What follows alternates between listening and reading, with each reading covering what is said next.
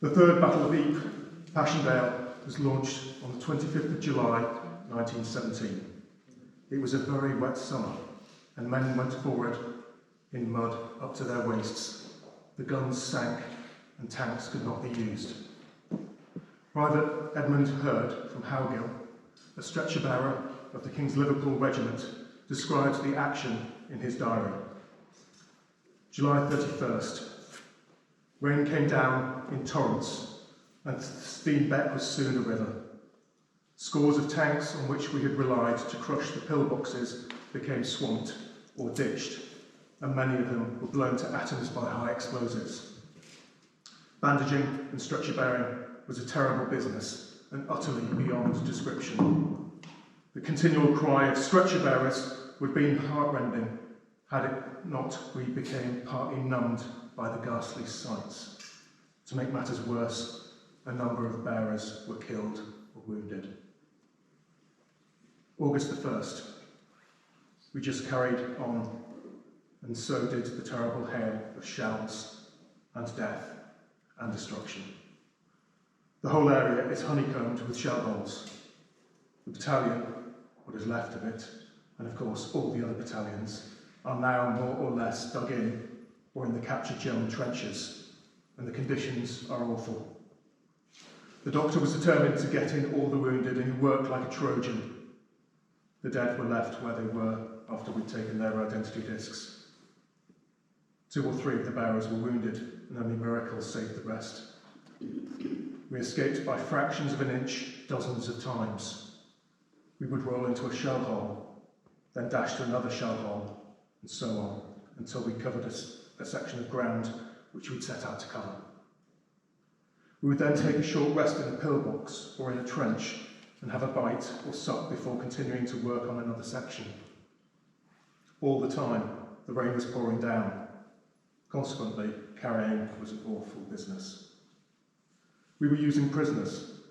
I had 4 on the way back with a case to the advanced dressing station, which the doctor had now established in a pillbox in Jerry's original second line. A high explosive knocked 4 of us senseless and killed one of the prisoners. I got what I thought was a blighty one in the groin, but found it was a mere scratch, in spite of plenty of blood. A tiny bit of shrapnel was extracted later. The wounded man and the 3 remaining prisoners were apparently untouched. All of us were trembling like jellies. I suppose the reason for our escape was that we were too near the shell to be hit, and although the German had a wound in the head, I believe that he died either from shock or concussion. We eventually got to the dressing station. The doctor got a nasty wound in the forehead and lost a lot of blood, but after being bandaged, he carried on until after dusk. The shelling died down considerably, and we returned to the dressing station to get a little rest.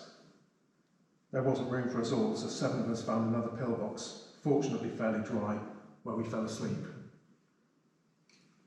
August the 2nd. Awakened by hell let loose, we decided there must be a counterattack. We rushed to the dressing station and found the doctor terribly wounded, and Rudd, Watkinson and others badly wounded. The others were killed. We did what we could for the wounded and got them away to the dressing station at Feature. The ground was just a vast swamp. Shell holes were full of water in which wounded men and even mules were drowned. It would be impossible to imagine anything more ghastly. August the 4th. Our beloved doctor died in hospital in Brandhook. The loss is terrible. A more unselfish man it will be impossible to find. There was no need for him. In fact, he was not expected to go out in the open as he did, not only to help his own battalion, but others too. In September, Edmund and Jack Hurd were concerned for the safety of their brother Fred, who was about to move into the front line. Edmund wrote, "We always consoled ourselves with the belief that whatever happened to us, Fred would be left." Edmund heard the worst news about Fred. It was dreadful. He was only 16 when Jack and I enlisted.